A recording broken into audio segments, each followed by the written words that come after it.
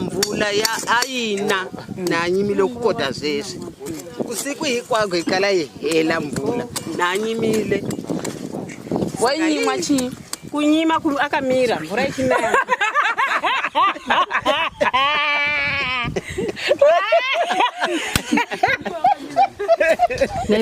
Mvura inayo akamira okay ayinyima akamira.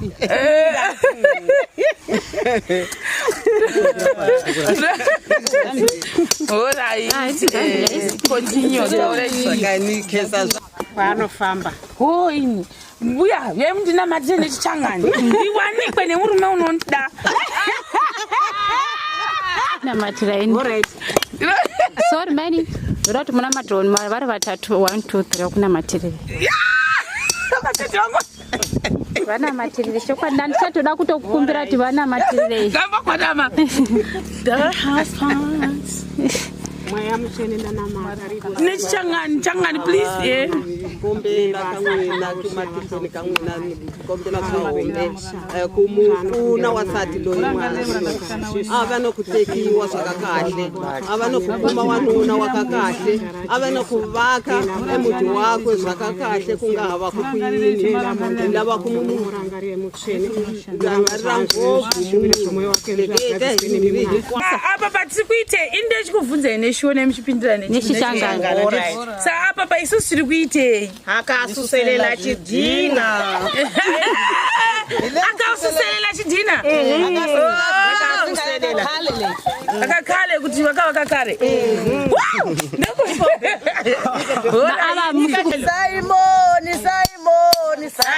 Simon. Derizela banga idadula nyipiya moya idadula imugonge kanzi ya tikava idadula ibongela ijunisa Yehova idadula nyipiya moya idadula imugonge Simon Derizela banga idadula nyipiya moya idadula imugonge Simon Derizela banga idadula nyipiya moya idadula imugonge kazi ya titava ina Inda tuita mwangu. Uyesha mwari uye kuni. Saba tinongokana. Shukuwa. Iri bukundela. Asima kashuba kumesoha shona basa ndichi. Ashina ndozongo editor. Okay. Chose. Muri kubuda. Amana muridzi wemushaka takudestroya musha wake yasipo. Amosha famba sei papa. Sangana blessing. Zvatiri kuita izvi. Vamboenda nechekure kupiko. Vaenda kure kai. Muchiuya nemedhia nepadhuze kuratidza tose.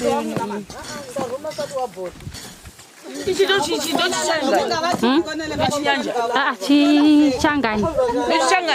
Kuchitonge ndivene wani. Mamwe mawedza anolinga.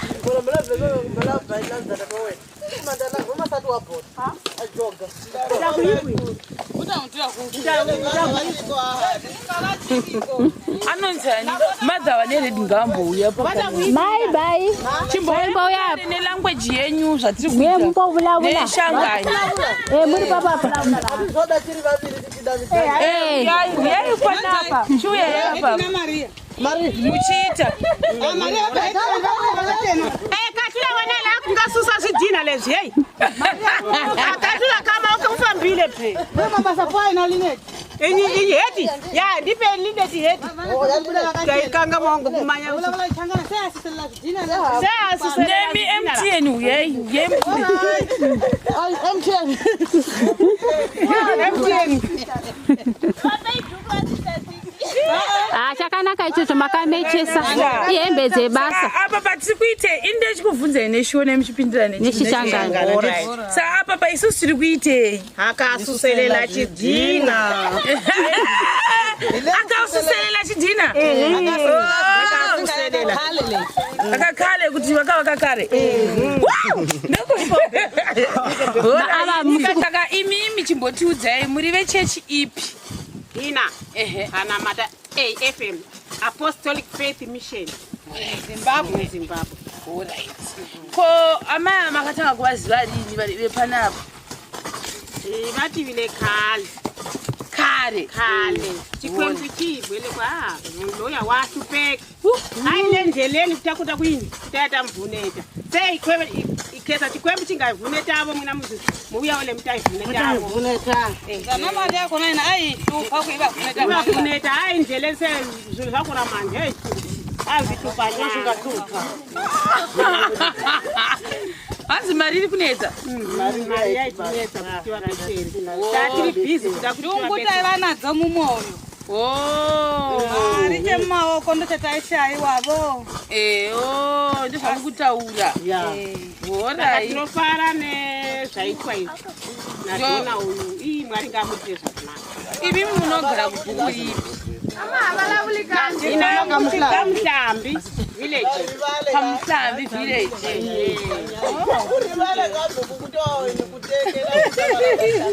Saka imimi makadzidzira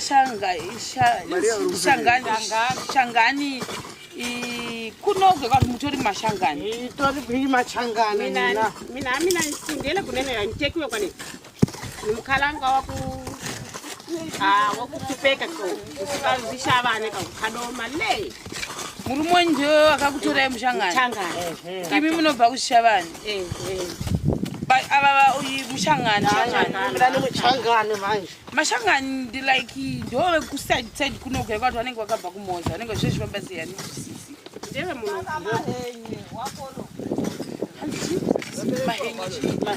inzvimbo futi yaZimbabwe ndo the last place in Zimbabwe.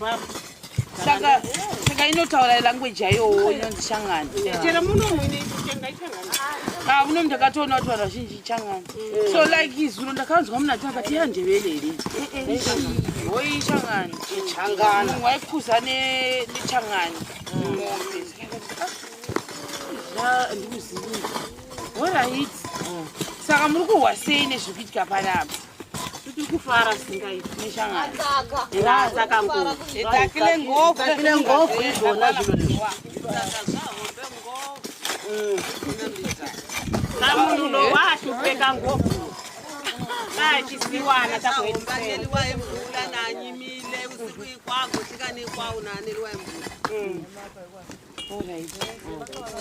munhu uyu anga achinawa nemvura kwenguva refu nguva dzose waigara achinawa nemvura asina pokugara saka ndio chatoona ndio mutamburo wokupedzisira wow that's zvakanaka anyazondobvunza kuti kudini chikundinakidza chirudzi chacho chinonakidza chaizvo orai tinosvitenda moda ngoti chii kune vanhu vari kuona vari kuda kubatsira mai avo tinoti mwari neshangani chikwembu achikatekise ngovu munhu yalo makuti uyu ari kutaura something chikwembu achimukatekise ngovu chimukatekise ngovu hamunhu ya chikwembu achimukatekise ngovu munhu yalo angaona chikwembu lechingamususa kwale kuswa kule le chavona munhu yalo ahlupeka kwaetilako ahandle chikwemba chimurangele munhu walo angamazvo leswi ende yava yalega vakota zvezvo usawo vakonawo vangamangu kwaiyalo anga vanga akoko kuetlela saka vayalewo kavatlakusawo kavamazvezvi kana vanga havakowo kakuetlela chikwemba chiveona vona dhona legi ngamaha leswi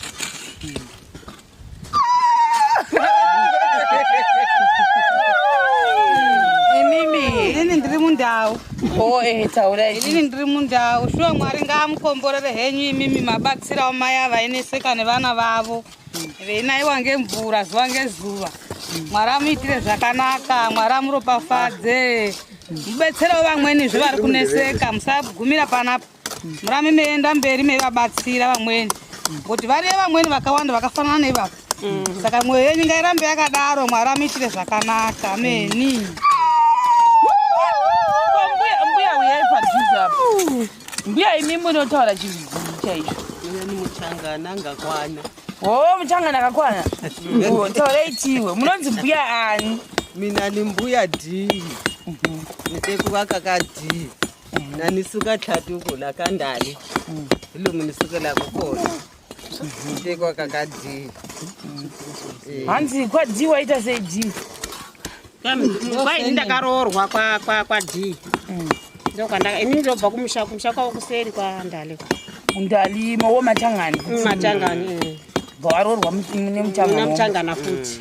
Ore, patishona neigora. Ora yini. Sa muda chichi nezvikuitika pano. Mina ni kesi lengovu no kesa hichi la kawasati loyangala. Sokusa wasati angala haka. Ishaka gangwingi wa mina. Saka ni kesa zva hombe ngovu leswi swiendliwa kula. Ni kesi sisangovu ayikona mbijana. Sokusa wasati lo hluphekile ngovu. Amvula ya ayina na nyimile kukoda zvesvi. Usiku hikwako ikala hela mvula na nyimile. Wainyimwa chi? Kunyima akamira mvura ikinaya.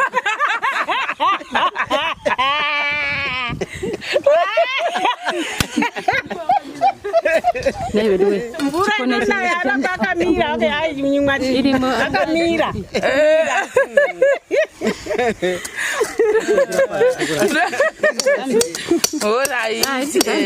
Continue. Saka ni kesa zvahombe ngovu. Ndona loyangauya nazvilo lezvikalo. Atama ikotle ezvi vakona vokutala vahlupeka kukhawasati yalo. Asi asitshame zikotle ezvo mumfunavo na yena yalo yapfunekevo valavo vangakonavo avapfuneke. Hanzi chinditaurira zvavachitaura kwanzi iye dona ngabetsere kwaanofamba. Oh ini mbuya yemndina matire nechichangani ndiwanikwe nemurume unondida. Namatira ini. Alright. Sorry mani. Ndoti muna matroni vari vatatu 1 2 3 kuna matirire. Vana matirire shokwadi ndisatoda kutokukumbira kuti vana matirire. Gamba kwadama. The husbands. Mwaya muchene ndanama. Changani please. Kombela kamwena kumatifoni kamwena kombela zvahombe kumufuna wasati loyimwana avanokutekiwa zvakakahle avanokukuma wanuna wakakahle avanokuvaka emuti wako zvakakahle kungava kukuini lava kumurangarire muchene rangarira ngovu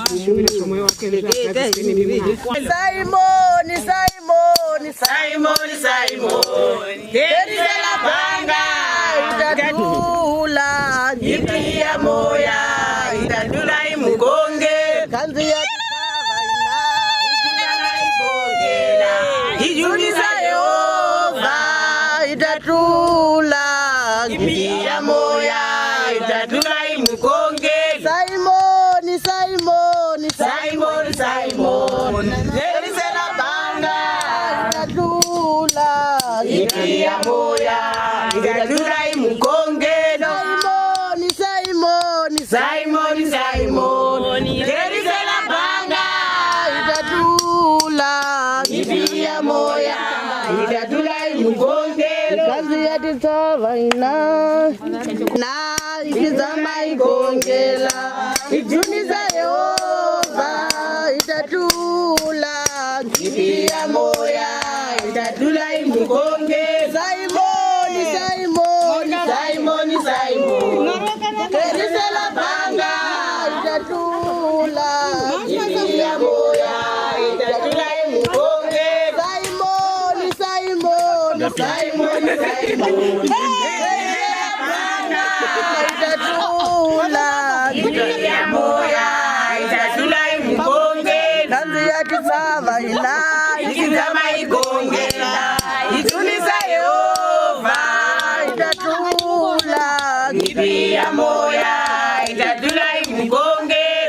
yatitsava ina ichitama ikongela idzunisa Yehova itatula nyipi ya moya itatula imukongela Simoni Yerisela banga itatula nyipi ya moya itatula imukongela Simoni Yerisela banga itatula nyipi ya moya itatula imukongela